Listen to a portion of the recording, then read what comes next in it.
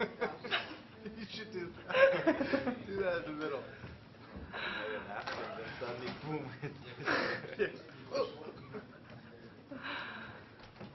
That'd be pretty funny, actually.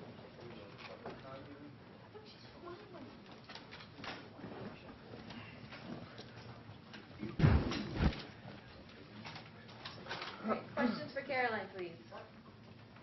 Caroline, what were the conditions like out there with the wind, and did it feel like you played 3 hours and 2 minutes? Well, the wind was pretty strong out there today. It came from the back and just went that way on one side, and yeah, I mean, from one side you really had to hit through the ball to get it going, and from the other side you had to watch out not to play too deep. But yeah, I mean, it was a tough match, a good battle out there, and yeah, we've had a few of those before. So and here 2 years ago at the US Open. Could you hear Roger and Juan saying bad words as that your match kept going on? I don't think I could hear that once. I was out on court. No, I was kidding. But how hard do you think it is for those two to be playing right now? Well, last year I played second night match after Rafa, where the night session started late, and I came on at around, I think, 12 o'clock and finished at 1. So I've been there. So does that give you momentum to go out there and get it done fast when you come out late? Well, Roger's doing a pretty good job out there right now.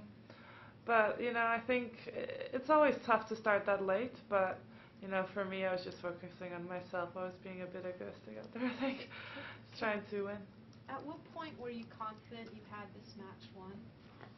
I don't think you know for sure. I mean, I was down 4-1 in the second, and I came back, so I just kept fighting. I kept going for every point. Could you sense her getting tired, especially when she took a long break at the end of the second set? Yeah, I mean, she took a long break. I think she wanted to regroup and try to just try to stay positive, and I knew I had to try to get a good start, and I did, and I you know, I started stepping closer to the baseline and tried to dictate the game more. Caroline, what happened in the tiebreaker? You seemed to control it, looked like you were going to win the first set. You had good depth on your shots, and then it seemed like maybe you got a little nervous up until 4-1 in the second, and you lost a little depth on the shots and weren't hitting out so much. I don't know, I think I was standing against the wind at that point, and then suddenly we changed. I made a double fault when we changed sides, and you know, it was just bad timing. You know, she also went a little bit more for my second serve. When I started the second serve, she went for the shot, so I think that also put a bit more pressure on me to try to keep it deep. And yeah, you know, tennis, it's a funny game. You never know what's going to happen, and you know, I was just happy that I could turn it around in the second set and close the match. Did you really feel like you had to turn it around, or do you feel like, well, I played her before and she's just going to start missing? No way she's going to hit all those forehand winners. No, I knew that I had to do something. I had to do something different. I had to step into the court because she had the momentum going, and she was stepping into the court. I was standing too far behind, so I knew that I had to change something. She was playing very well, and you know, I was like, okay, she still needs to win 8 more points to win the match, and it's not easy. It's not easy to close it up. Caroline, it didn't seem at any point that you got down on yourself. I mean, there wasn't really negative body language. You just seem outwardly very positive. Your internal thoughts, do you ever get down on yourself? Or? It's important to stay positive, and you know, if I would have been negative on myself, I definitely would not have turned the match around. And you know, I'm a fighter. I fight for every point, no matter what the score is. And you know, it paid off today. Tennis, it's a funny sport, and you have to just keep going. The momentum can shift. Would you classify this as kind of a momentum type of win for you, or a confidence builder going into the quarters and semis? Well, it definitely gives you confidence to pull this match out, and felt like I played some good tennis out there. We had some unbelievable rallies at some points, and I was moving very well, and I think I handled the win pretty well as well.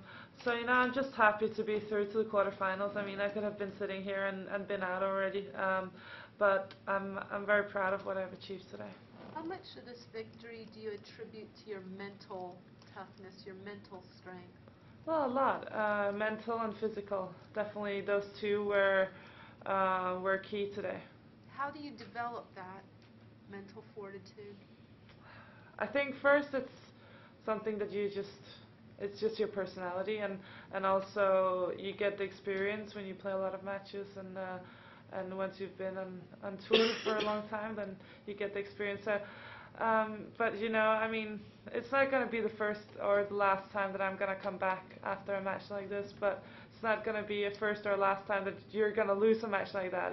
It's sports, and today I'm happy I was the one on top, and hopefully next match I can play well, and we'll see what happens. So Caroline, you had tough losses at Roland Garros and Wimbledon, so just talk about how actually getting the big win today really feels to you.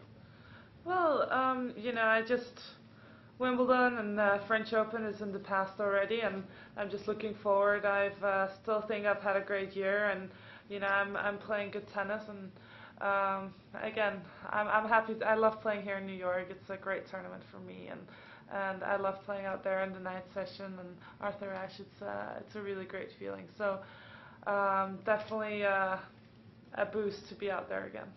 And you were talking about also the physical part. When you get into these things where it looks like it's going to take a long time to win a match, in your mind, do you feel like you've got a physical edge on pretty much whoever's standing over there?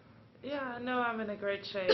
I'm working so hard off the court as well, and I know I can be out there for hours and hours. So it's great to know that, and it's great to know that doesn't matter how long the match takes.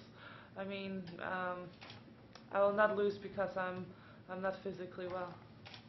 Do you notice when the opponent is breathing heavily and seems to be suffering? Well, you do. You try to use it for your own advantage. So Caroline, the last time you played Pekovic was Miami, right? Stuttgart. Oh, Stuttgart, okay.